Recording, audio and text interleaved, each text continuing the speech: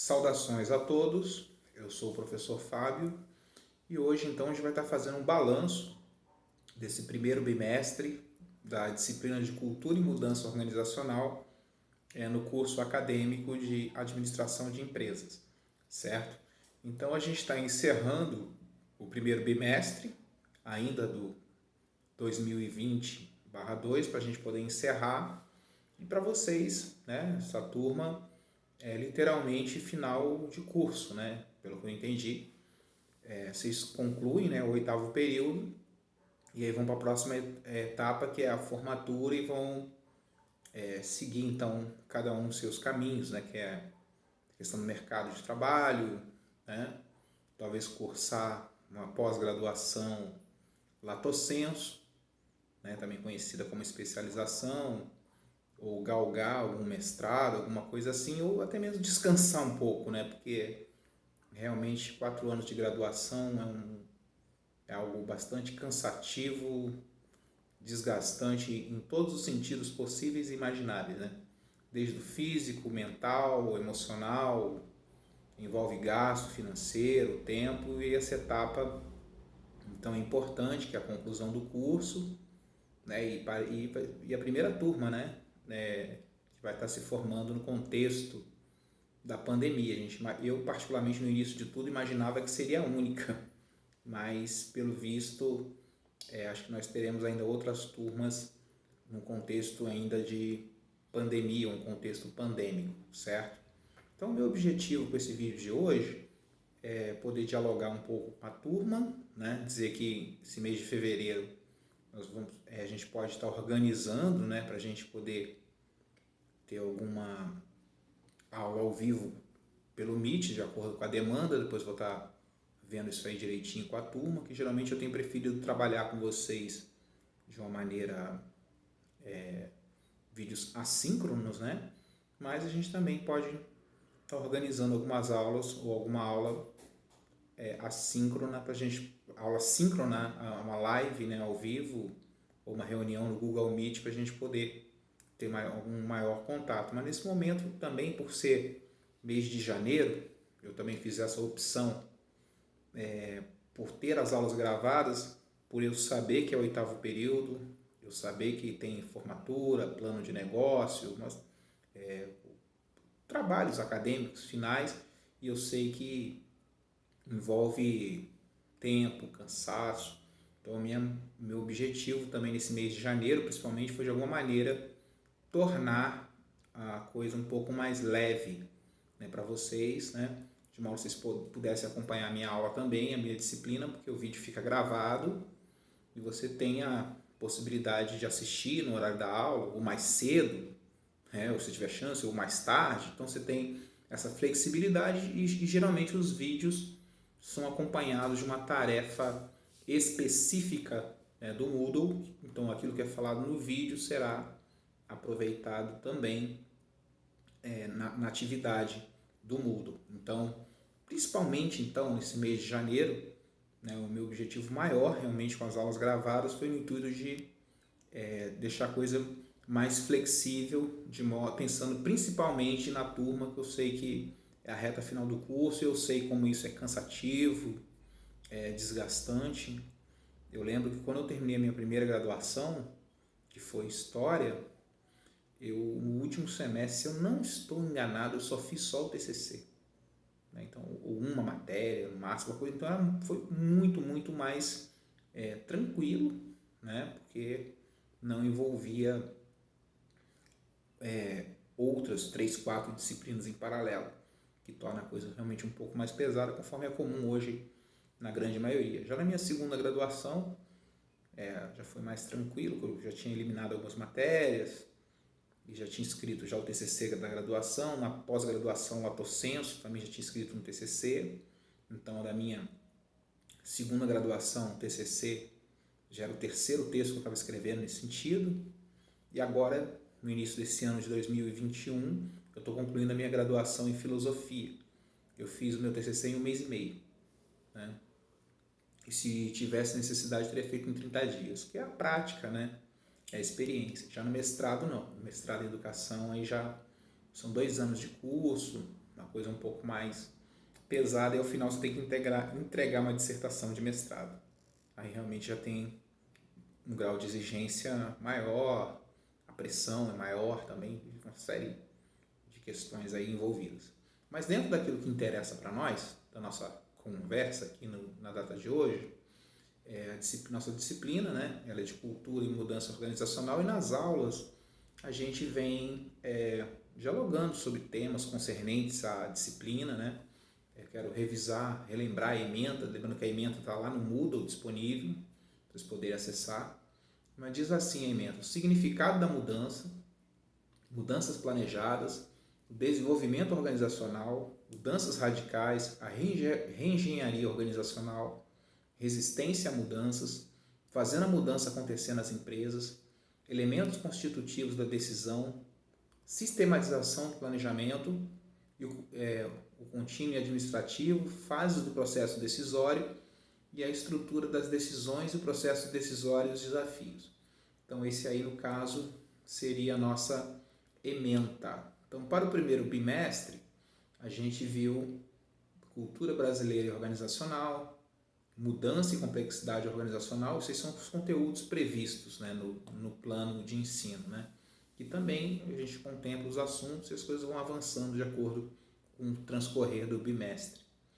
A comunicação no processo de mudança, que foi a palestra que a professora trouxe para nós, e a aprendizagem organizacional. Depois a gente, agora nesse momento, já estamos caminhando para o final do primeiro bimestre, já estou começando a introduzir o segundo bimestre, que são interesses, conflitos, a questão da negociação, a mudança em si mesmo, né? Tipo de mudança, resistência à mudança, gestão da mudança, que é aquilo que a gente vai começar a focar de uma maneira mais específica a partir de agora, né? Mas eu estou aqui hoje fazendo uma espécie de como é que eu poderia dizer? A gente está relembrando, né, alguns pontos que a gente viu, né, e coisas assim, umas diretrizes da disciplina para a gente poder rever. E eu também queria falar um pouquinho sobre as referências, né? Então a referência básica, que acho que é importante futuramente quando você for estudar para outra coisa, você se deparar com essa necessidade desse tema, tem lá, guardem o plano de ensino. Eu tenho aqui no meu computador tudo bem organizado por curso, por coisas que eu faço, então depois se eu preciso de novo é muito fácil poder localizar os trabalhos que são feitos, você poder arquivar, então isso é bom. A bibliografia básica, Hidalberto Chiavenato, que escreve, né, sobre vários temas dentro da administração, mas o livro específico, que é a bibliografia básica, é Os Novos Paradigmas, como as mudanças estão mexendo com as empresas, né? Robbins, né? Steve Robbins, Fundamentos do Comportamento Organizacional, e o outro livro é Comportamento Organizacional, Criando Vantagem Competitiva, né?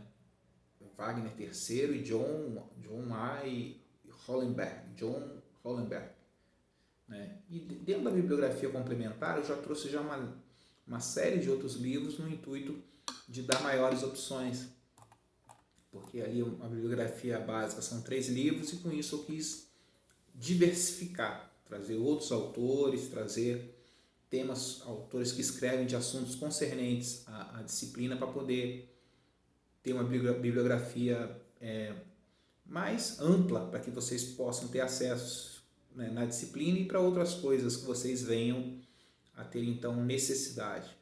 Então tem ali um livro sobre pensamento sistêmico, que é o do Aurélio Andrade, Banov, né? Márcia Regina Banov, autora conhecida, Mudanças Organizacionais, O Jeitinho Brasileiro, né? A Arte de Ser Mais Igual do que os Outros, né? Lívia Barbosa. Esse negócio de ser mais igual do que os outros faz lembrar o livro, né, e o filme do George Orwell, que é lá A Revolução dos Bichos, um livro bem interessante. Não sei se você já leu o livro ou se você já assistiu o filme, mas vale a pena. Tem vários aprendizados, até em termos de gestão mesmo, questão bem liderança, então tem várias coisas interessantes nessa questão da revolução dos bichos, que geralmente é muito utilizado em sociologia no ensino médio e algumas graduações também. Gerenciando a mudança e transição, o líder eficaz, que é Bergamini, Bernardinho, que eu havia falado no começo, que é transformando suor em ouro, que esse cara trabalha realmente a questão da mudança, né? na equipe, na gestão esportiva, vale a pena ser lido. O Chiavenato, né? Acho que é o mesmo livro. Gestão de Pessoas, que é um livro do Alberto Chiavenato. Roberto da Mata, né? O que faz Brasil, para discutir a cultura brasileira um pouco. Peter Drucker, Administrando em Tempos de Grandes Mudanças. Embora é um livro lá da década de 90, mas tem questões interessantes a serem vistas. O James Hunter, né? O Monge Executivo, foi um best-seller, não sei quantos de vocês já leram. Até eu tinha falado na nossa primeira aula, eu estou retomando hoje. Mudança Organizacional, Teoria e Gestão, que é um livro da FGV, organizado por Suzana Maria Vale Lima, o Fernando Mota, né? Cultura Organizacional e Cultura Brasileira. Acho que tem até esse livro, está aqui em algum lugar aqui do lado, né? Então é esse livro aqui, ó. Cultura Organizacional e Cultura Brasileira, que é do Fernando Prestes Mota, certo? Oliveira, Como Entender a Cultura Organizacional. José Luiz Santos, Coleção Primeiros Passos, O que é Cultura. Peter Senge, A Quinta Disciplina, Arte e Prática da Organização que Aprende. Gessé Souza, né? Subcidadania Brasileira, para entender o país além do jeitinho brasileiro. Esse é um sociólogo com um doutorado na Alemanha. Ele escreve uma perspectiva progressista e ele traz algumas discussões aí sobre o jeitinho brasileiro. E o Thomas Woods Jr., Mudança Organizacional. Também tiveram alguns filmes que a gente indicou, até tem um tópico recente, que é o filme lá, Lionheart, que é um filme da Netflix de 2020, e a gente está discutindo as questões da cultura organizacional. Um filme belíssimo, se passa na Nigéria, a história. Eu acho que é bastante válido, é bastante interessante vocês assistirem, não só para fazer o trabalho, mas é um filme agradável, um filme gostoso de se ver, tem 1h30, não é nada extenso, de 2h30, 3 horas, é leve, acho que vale a pena, além do trabalho acadêmico envolvido, você poder sentar e poder assistir o filme, poder desfrutar, né, desse momento, né? E claro que tem a tarefa acadêmica envolvida, mas é um filme que com certeza vale a pena ser visto e tem um conteúdo leve e agradável que dialoga com o campo da administração. The Corporation, um documentário canadense de 2003, tem a ver com o mundo corporativo. Em Boa Companhia, que é um livro de 2005. E Amor Sem Escalas, que é um filme, por mais que tenha esse chavão romântico aí, também tem questões organizacionais presentes. Então, provavelmente, ainda ao longo desse segundo bimestre, a gente vai estar vendo um outro filme, que eu vou estar medindo, né? Vamos estar vendo como é que vai ser essa questão do Lionheart, mas eu acho que está sendo agradável, já corrigi alguns trabalhos no Moodle, e eu percebi que o pessoal, pelo menos quem já assistiu e postou os trabalhos, eu percebi que o pessoal gostou, tá? E tem alguns sites aqui que eu recomendei, né? Administradores.com.br, acho que eles têm até página no Facebook também, e eles têm um site. Tem muitos artigos, né, sobre vários assuntos dentro da administração.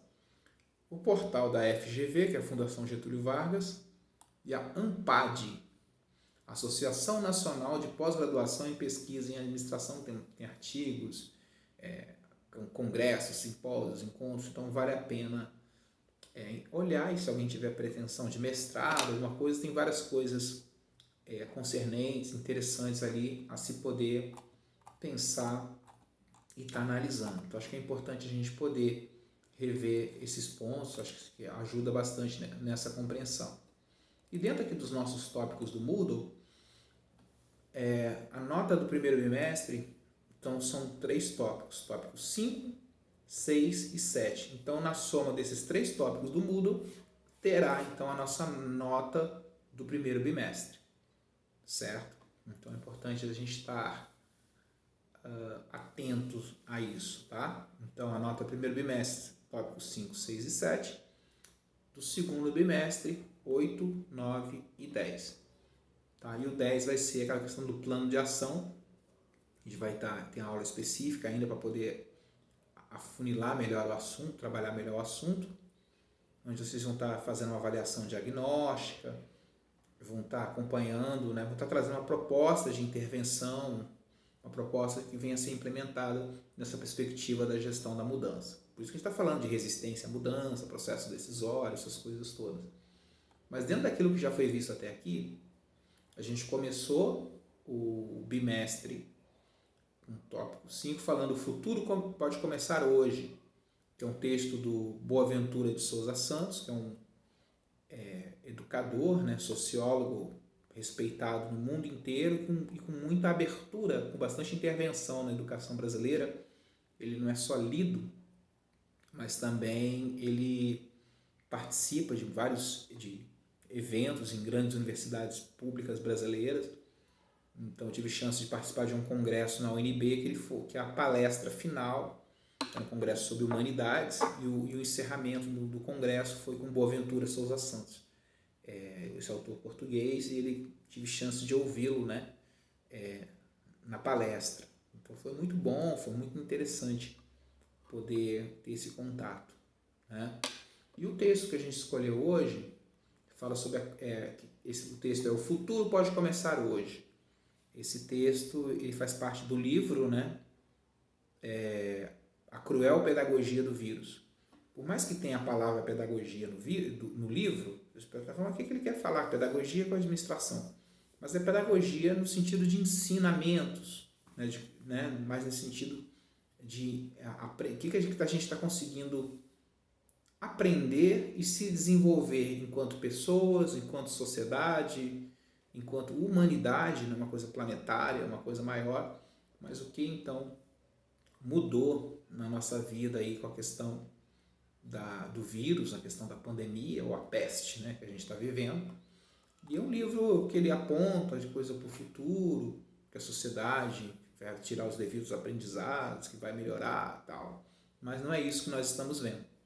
Lá em março, abril, não, nem março, mais ou menos no meio do ano de 2020, as primeiras projeções eram essas, que a humanidade ia rever, né, os seus erros, os seus acertos, haveria maior altruísmo, né, teria que se pensar um novo modelo político, socioeconômico, ambiental, certo? Ia ter que rever tudo, e seria erigida então um novo modelo de sociedade, onde disparidades seriam arrumadas, né, que haveria maior equidade, respeito, tudo, mas na prática isso não aconteceu, né? Até eu ia dizer há pouco, só que não, né? Então na prática, infelizmente, nós estamos nos deparando exatamente ao contrário.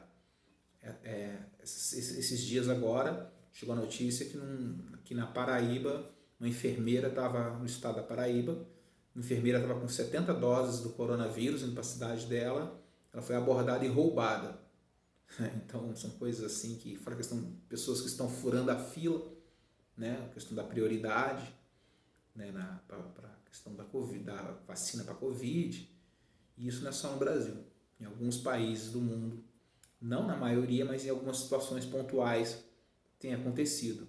E a grande mudança que interessa para nós, né, é justamente na questão do mercado, né, financeiro, mercado econômico, as empresas, organizações, as transações comerciais.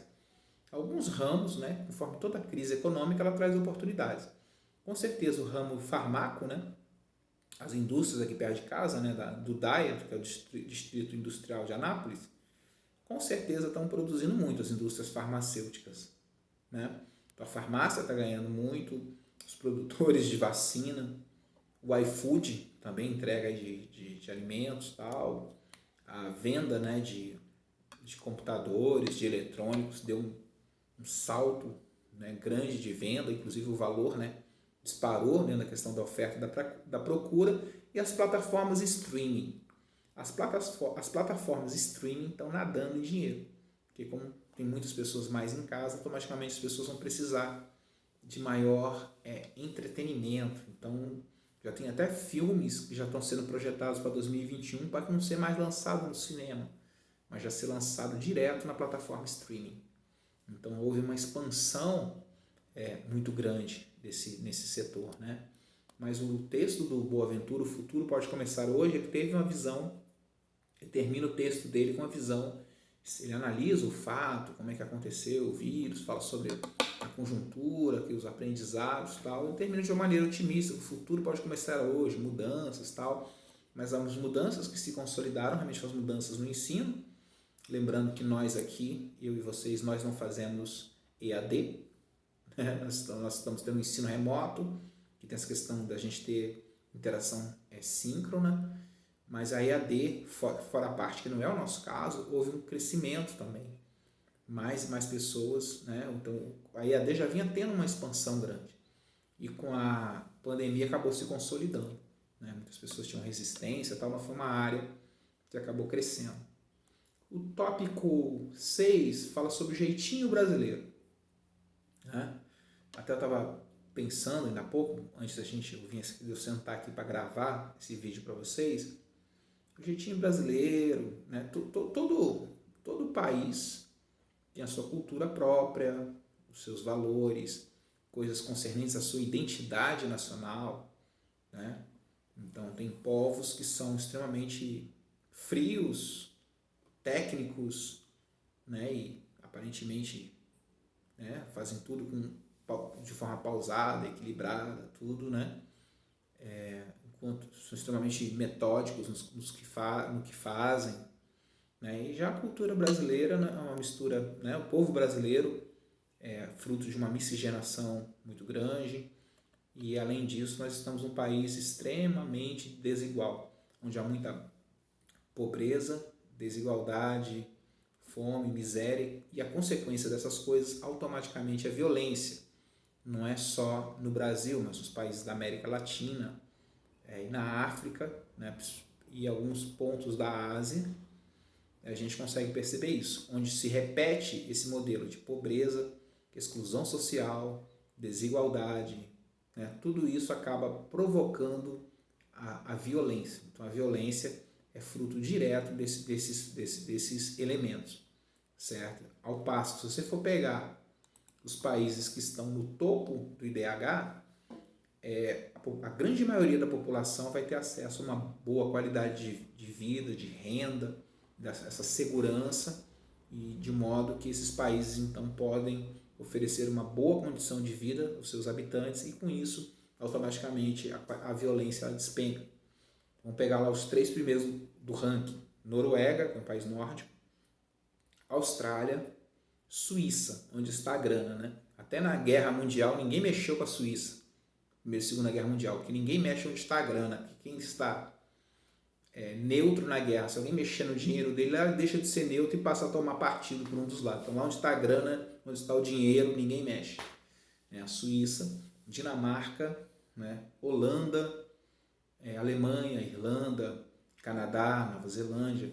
Então são países que estão no topo do IDH, são países desenvolvidos que oferecem então uma boa qualidade de vida. E aqui então a gente às vezes se depara com situações de barbárie, né? Situações de não civilidade no nosso país, né? E a questão da honestidade, eu estava pensando sobre isso, cada um vai ter um ponto de vista. A gente não tem como dizer que o povo brasileiro seja um povo desonesto, né? Como a gente não tem como cravar que o povo brasileiro seja um povo honesto, né? Nós vamos ter pessoas que vão transitar, nós vamos ter nos dois segmentos. Talvez, na minha percepção, eu não tenho nenhuma pesquisa de dado, nenhuma pesquisa quantitativa, é puro achismo, mas no meu olhar, talvez seja meio a meio, 50%, 50% para cá. A questão da honestidade, das questões de fazer, né, a correção com as coisas, mas a gente não tem como. Mas a ideia não é exercer juízo de valor. Eu não sou juiz, né, não sou Deus para julgar as pessoas, mas a questão da honestidade, da lisura, da correção nas coisas é algo fundamental no negócio, nos estudos, na vida como um todo, né?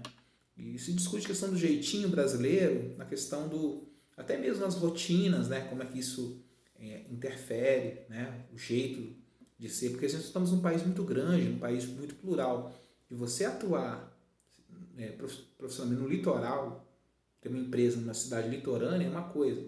Você tem uma cidade lá no interiorzão do país, muda. Ou então numa serra gaúcha, ou em Curitiba, da cidade alta, fria, a população é fria, literalmente, o temperamento, ou em Joinville também, a mesma coisa. Então, tudo isso acaba interferindo na cultura local da cidade, as empresas, o segmento, então tudo isso. Então, é uma discussão bastante ampla, uma discussão filosófica, sociológica, antropológica muito grande, né? Mas é interessante a gente poder pensar sobre isso, né? Sobre o jeitinho brasileiro, que é o texto do Mota, que discute esses aspectos. A gente trouxe isso para a questão das organizações, né? E o 7, que a gente encerra o primeiro bimestre, tem a ver com a palestra da professora Joana, que ela falou sobre comunicação organizacional. Nós tiramos vários aprendizados, né? E inaugurando o segundo bimestre, a gente trouxe um trabalho sobre análise do processo de mudança, que já tem a ver com o segundo bimestre. E depois a gente viu lá o Lionheart, né, que seria o filme relacionado com a disciplina, que é um filme belíssimo que eu recomendo a todos que assistam. E o último tópico, que é o 10, vai ser então a questão do plano de ação. Como nós vamos ter ainda, né, mais um tempo de aula, alguma coisa assim, a questão das avaliações, é provável que a gente tenha as aulas e eu faça fóruns no próprio Moodle. Mas se ficou definido que as notas, primeiro bimestre é 5, 6 e 7, segundo bimestre 8, 9 e 10, e aí como é que vai ficar? Os períodos vão ficar sem avaliação e tal? Vou estar trazendo mais uma palestra, que vai ter um relatório.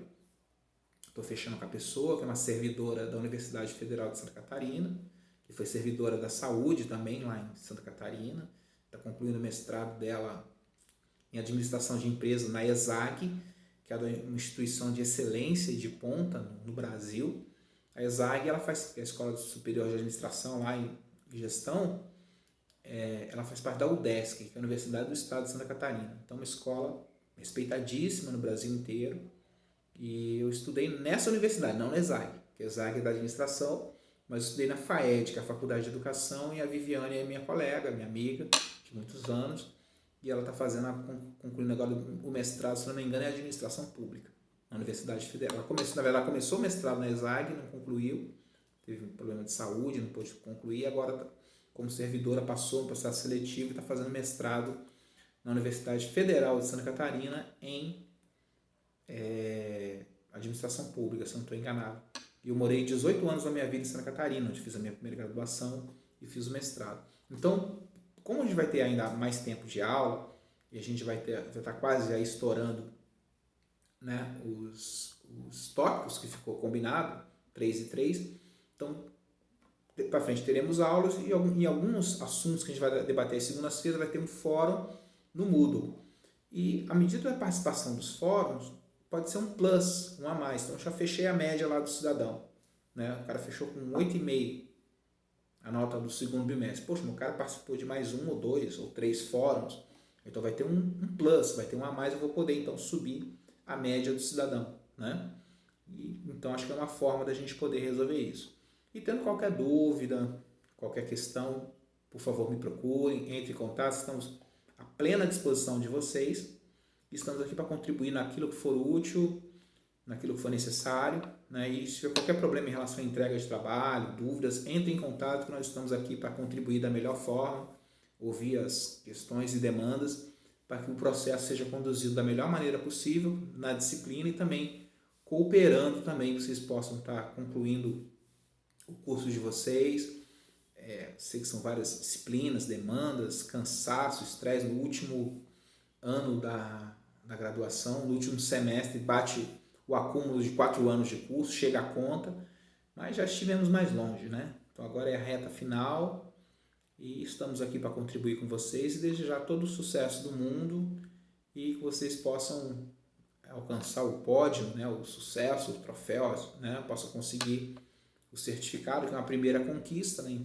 Muitíssimo importante na vida das pessoas, e que possam vir outras, né? Então, quis dar essa revisão geral, para a gente poder situar a questão da disciplina, para que nós possamos prosseguir, né, daqui para frente e encerrar o bimestre, né, da melhor maneira possível. Estamos encerrando o bimestre agora e vamos então partir para o segundo bimestre, para a gente poder encerrar o semestre 2020/2. Então, muito obrigado e sigamos então no nosso diálogo.